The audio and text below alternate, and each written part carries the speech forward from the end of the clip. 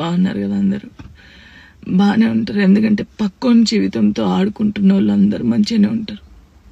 జాన్లిరి నవ్వుతే తప్పు, జాన్లిరి ఏడుస్తే తప్పు, జాన్లిరి ఒకరితో మాట్లాడితే తప్పు, జాన్లిరి కూసుంటే తప్పు, జాన్లిరి నిల్చుంటే తప్పు, జాన్లిరి నవ్వుతే ఓవర్ యాక్షన్.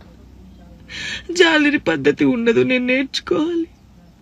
ఫోక్ ఇండస్ట్రీలో పద్ధతిగా చీర కట్టుకొని ఇప్పటి వరకు మెయింటైన్ చేసింది నేనే. ఫస్ట్ నాకు ఆన్ కెమెరా ఆఫ్ కెమెరా ఒకలా ఉండదు. నేను అందరితో నవ్వుతూ మంచిగా ఉంటాను, ఎంత పెద్దోళ్ళైనా ఎంత చిన్నోళ్ళైనా సరే. వేరే టాపిక్స్ లేవు, జాను లిరి టాపిక్. ఎందుకు నా పర్సనల్ లైఫ్ ని తీసుకొచ్చి మీరెందుకు ఇంత హైలైట్?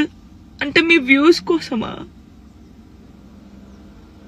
దేనికోసం నన్ను మాట్లాడితే జాన్లిరికి రెండో పెళ్లి, ఒక ఫోటో వేయడం, జాన్లిరికి రెండో పెళ్లి, జాన్లిరికి రెండో పెళ్లి. ఆడోళ్ళు మొగోళ్ళు న్యూస్ రిపోర్టర్స్ అంతా ఇంతేనా? ఒక ఆడపిల్లకి ఆడపిల్ల బాగా తెలుస్తుంది అనుకున్నా, మీరు కూడా ఇంతేనా? అసలు నా పర్సనల్ లైఫ్ ని ఎందుకు తీస్తున్నారు? మీకు అసలు జాను లిరి తప్ప వేరే టాపిక్స్ లేవా? ఎవరో గుడికి వెళ్తే రేప్ చేసి చంపారట, ఆ అమ్మాయి గురించి మాట్లాడచ్చు కదా, ఆ ఎదవల గురించి మాట్లాడచ్చు కదా. చిన్న పిల్లని చంపేస్తున్నారు, వాళ్ళ గురించి మాట్లాడచ్చు కదా. ఎందుకు నా టాపిక్, నా పర్సనల్ లైఫ్? సరే, నా గురించి మాట్లాడినప్పుడు నా గురించి మంచి కూడా ఉంది కదా. 8 సంవత్సరాల నుంచి ఒక కొడుకుని పెంచుకుంటుంది, పద్ధతిగా ఉంటుంది.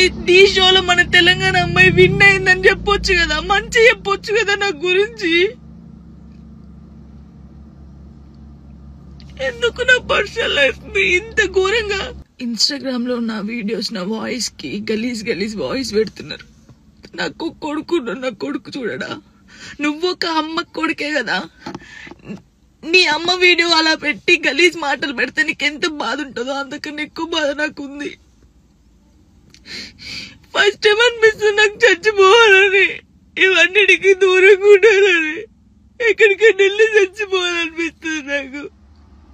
నిజంగా లేనట్టున్న లైఫ్ లేకపోతే దీనివల్ల నేను ఖచ్చితంగా చచ్చిపోడు.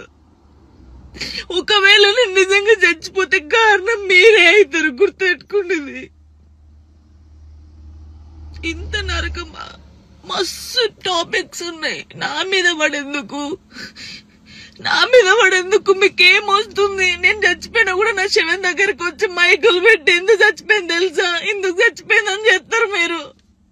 మీ వ్యూస్ కోసం ఒక అమ్మాయి జీవితాన్ని రోడ్డు మీద వేయాలి, అది మంచిగా చెడ్డ ఆలోచించరు. ఇష్టం ఉన్నట్టు కామెంట్స్ పెడతారు. మా అమ్మ నాన్న నన్ను చిన్నప్పటి నుంచి ఒక్క మాట కూడా అనకుండా పెంచారు, కానీ ఈ రోజు అడ్డమైన ఎదవలతో నేను మాట్లాడుతున్నాను.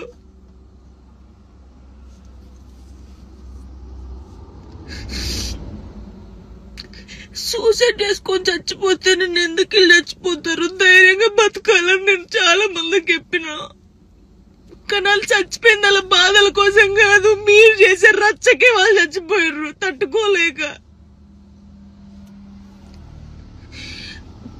నాకు ఈ రోజు అనిపిస్తుంది నాకు ఓపిక నశించింది.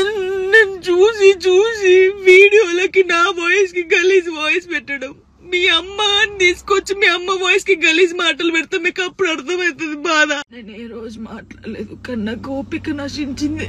నాకు ఈ బాధ తట్టుకోలేకపోతున్నా, ఎవరికి చెప్పుకోవాలి కూడా అర్థం కావట్లేదు నాకు.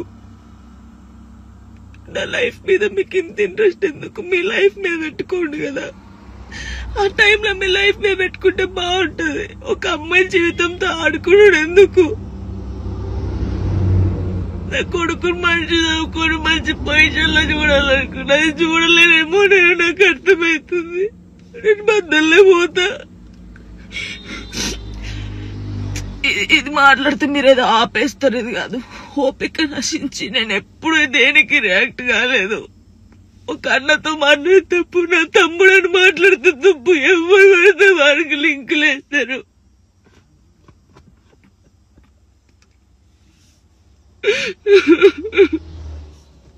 నాతో అయితే లేదు.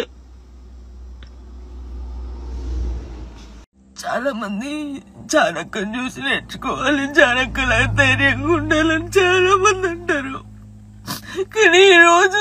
నాకు ఓపిక నశించింది. అతనైతే బాధ ఎవరు చెప్పుకోవాలో కూడా అర్థం కావట్లేదు నాకు.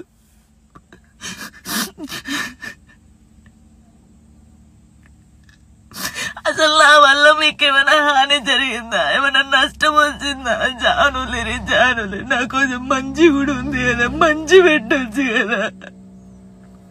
అన్నయ్యతో మాట్లాడినా, అక్కతో మాట్లాడినా, చెల్లెతో మాట్లాడినా, ఎందుకు నాకు ఇద్దరు నవ్వినా నేను కూర్చున్నా అసలు. అయ్యో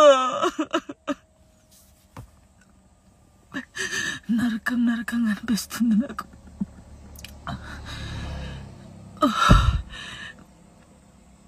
తప్పు, మీరు చేసేది చాలా తప్పు. ఫస్ట్ ఆఫ్ ఆల్ అందరికీ సారీ.